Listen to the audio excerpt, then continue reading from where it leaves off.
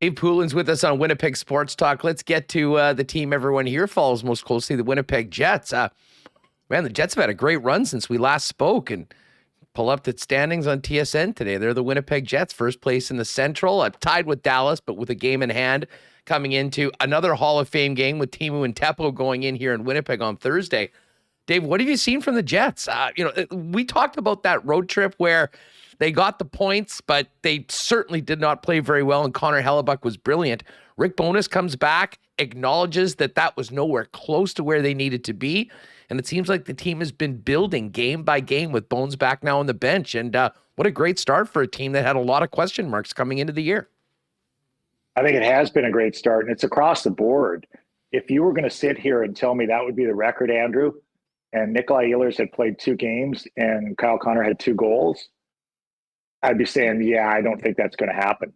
And I still think the best is yet to come for this team. And, even the defense that has been maligned in the past and has had a couple of guys out, Josh Morrissey's elevating to the level that I don't think surprises anyone, but it's an all-around game that's really, really solid. The offensive side is there, the confidence. He's so confident in his skating ability. And when I watch a decision at the offensive blue line, I watch it with a person who's so confident that if it doesn't go his way there, he's going to, one of 3 things are going to happen. He's going to be able to recover. His partner's going to recover for him, or one of the forwards is going to be back in good shape. And that's the defensive structure that you talk about. The defensive structure can happen at the offensive blue line. It can happen at the top of the circles. Why does that defenseman, why does Neil Pionk think he can crash down to the hash marks on a wrap? He thinks that because he thinks he's going to have somebody backing him up. And that's what I'm seeing right now. And, I rely on Jamie McLennan a lot for my goaltending expertise. And he told me before the year that Connor Hellebuck was going to have a tremendous year. I mean, he said Hellebuck's going to be great. And that has been the case. David Riddick has been fine in the backup role, and they'll figure that rotation out and how best that suits. But I think, when you turn this up a notch, when you bring a healthy Nikolai Ehlers back in this lineup, he changes the dynamic of that whole group and how you use them and how the pieces might or might not fit together. It just increases the flexibility that much. And to no one's surprise, and certainly not ours, yours and mine, because we've talked about it, Rick Bowness is coaching. And he's coaching. And even when he gets fired up, it was interesting the other night, I'm watching, and so it was the 3-2 Seattle game. I think it was the penalty calls, which were, I think it was when Dylan got involved with Burakovsky. And it was a livid situation when Schmidt got hit from behind. But then right when Rick was done with his rant with the ref, he went right back to coaching. Like, it was like, you know what? I'm coaching again. We're going to find a way to win this hockey game. When I was watching that game, even, from my sofa, from the comfort of my sofa, I had a different confidence in the fact that they were going to win the game. And that's just the way I felt. And, through, and okay, with 4 seconds left, maybe that was a little dramatic, but I thought going through the third period, they were going to find a way. They do have to learn to hit the net a little bit more, but I think that, and give it a chance, give the other goalie a chance to mess up or a chance to be a rebound or whatever. But, I still think there's a gear ahead of this one. They're playing better than when they played early in that point stretch, but 7-2-1 in the last 10. I still think there's another gear here. Dave, going back to the Seattle game, in that second period, in the aftermath of that Burakovsky hit, there was a couple of instances where things got going, and you'll recall Blake Wheeler getting into it. And yeah, and Blake sort of escalated things a little bit more. I mean, he was very pissed off, and he ended up taking a double minor outside of the other coincidentals.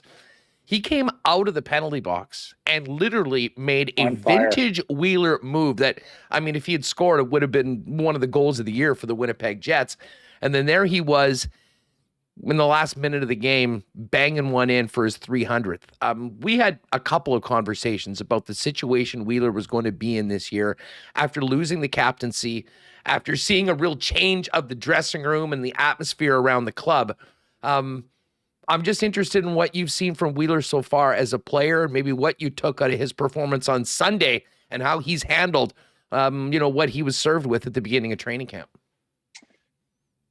It's been really interesting to watch, and it'd be easy for me to say now because I went from having the C in Philly to not having it for a very brief week and a half to moving on to Boston to for the first time in 6.5 years playing without the weight of the C on my jersey in Boston. And there was a freedom to it. Now, this is a different team, different situation because there was, I had been moved.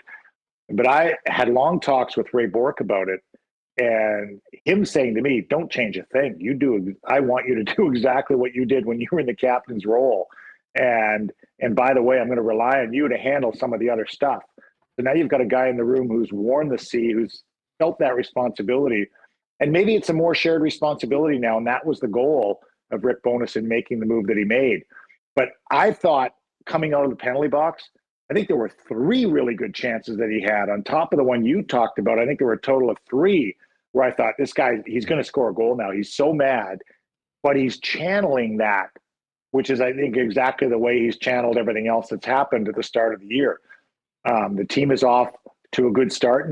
And what guys realize, and I know we've spoken about this on the show, it is all about it. Now, I wrote a column on Sunday, and that sparked some interesting conversation because I used the word selfish in the title. And I said, when teams aren't going well, guys have to be a little more selfish in the way they play. They have to be willing to shoot on a 2-on-1, whether they're looking for the perfect pass. Each guy, whatever he does, whether it's make a tremendous save or whatever, has to be selfish in preparation to do that. And as much as that's a word that you don't like in a team sport, you need individuals to be selfish at what they do best within a team concept. And so I would say that Blake Wheeler's had some of that responsibility taken away, but knows that he still has to be one of the best players on this team. And I think that's where we're getting to right now with Blake Wheeler. Well, I mean, the big questions going into the season, how would Wheeler react and what would he be like? And he, I think, is certainly pulling his weight right now. And I'm interested in your thoughts on the start that Mark Scheifele's had. It has been a little bizarre with the absence of Ehlers and Kyle Connor seemingly being snake bit. That Scheifele's on a Cy Young pace right now, but he is. More so than the goal scoring, though, it is, the way he is, being committed to doing some of the things that frankly were lacking last year. And as much as, you have to score goals to win, you also have to be committed when you play that, big minutes in big situations. And so far, so good for Scheif. He's backed up everything that he said in the summer so far this year. I love your Cy Young reference because we always use that. And when you're talking to somebody and you say that, and they're not clicking in what that means exactly. And of course, a Cy Young, a winning record in baseball pitchers, you want a winning record, and that's no losses. Well, that's also no assists. So he's 10-2 and the early clubhouse leader for the Cy Young.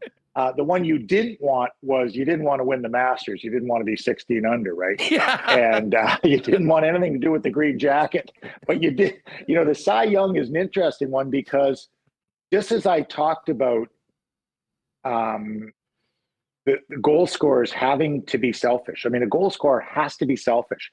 And right now, without Connor scoring, without Ehlers in the lineup, they need more scoring. Well, Mark Scheifele has provided that. And once again, what better way to reinforce that if you play the right way, you're going to score your goals than to have 10 goals in mid-November, which I believe is the best start that Mark Scheifele's ever had. And, one of the leading goal scorers in the National Hockey League. And so I think that's all reinforced. And it's easy to look at the young players and pass it on and say, okay, Cole Perfetti, here's how we play. If you polled the rest of the National Hockey League over opposing players that piss them off the most, how high would Pierre-Luc Dubois be on that list? Pretty high. Pretty high. Then ask the next question. Who wants him on their team? Pretty high. Pretty high. It's one thing when a guy like that's annoying. It's another thing when a guy like that's annoying and he's really big. Usually those are the guys that had to compete their way into the league or compete their way up that end up being like that. Man, he is a handful to play against. That power move, when he decides he's going, And it's a combination of the skill and the power. And once again, when you have that line going, then it takes the heat more off of Scheifele. It just does. And so the dispersion of that, when you trade for a really good player like that, and it took Pierre-Luc a while, I think, to get, to where he had to go and where he is now playing. And your immediate question, if you're one of the best players in the team, is, okay, where does a really good player fit in on this team? And once it's established that this isn't a threat, it's a compliment. Because if he's going and the other team decides that they've got to match up against him, even for 3 shifts in the second period, that's 3 shifts you don't see the top pairing D because their line is going so well. And so I think when you get to that understanding as a player, you realize that we want good players, and I'm not worried about my role. My role, I'm a really good player. My role will be just fine. You can call me whatever you want to call me. I'm going to play really well. Dave, one more on the Jets before I got a couple other things than the rest of the National Hockey League for you. But, Cole Perfetti's had a real nice start to the season. They are counting on him to produce. He's got, 3 goals, 5 assists in 14 games so far, playing with Dubois and Blake Wheeler for the most part. But I go back to that Calgary game, and I think we all knew that Calgary was going to be in a very ornery mood. They had been in a slump. They hadn't won in a couple weeks. And there was also quite a bit of physicality and extracurriculars in the preseason games between these two teams. It really did seem like some of the bigger bodies on Calgary were particularly making sure that Cole Perfetti paid the price. There was a couple big hits, and he did get frustrated at one point and sort of took a retaliatory cross-check penalty. If you're Rick Bowness, what is the message to Cole Perfetti, and what does a young player at that size have to learn to be at his best and thrive in games against teams like the Calgary Flames where they're going to be running at you at all chances? You're going to be tested until you're not. You just are. And there's going to come a time when they realize that it doesn't have an effect on the player. It doesn't have an effect on the way he plays. And then you're not. And it's just like, being small in the National Hockey League. You're small until you're not small. Like, do you hear anyone right now say that Matt Zuccarello, he's too small? Of course they don't, because he's a great player. And it's the same way when you come into the league as a young player, and it's not size related. I'm watching the young centerman in Ottawa, Shane Pinto now, and he's a big kid. He's 6'2", 210. He's being tested the same way Perfetti is. And, it's about knowing that they can handle the type of game that they can handle. And they've done it all the way up. And the difference at this level that they'll figure out, they've got way more support and way more protection in their lineup than they had anywhere else along the way. When they were the best player and they were 15 or 16 and they got challenged, they didn't have, whomever you want to say, they didn't have Adam Lowry coming in behind them or, any of the big dudes coming in behind them to help support them. And they know they've got that now.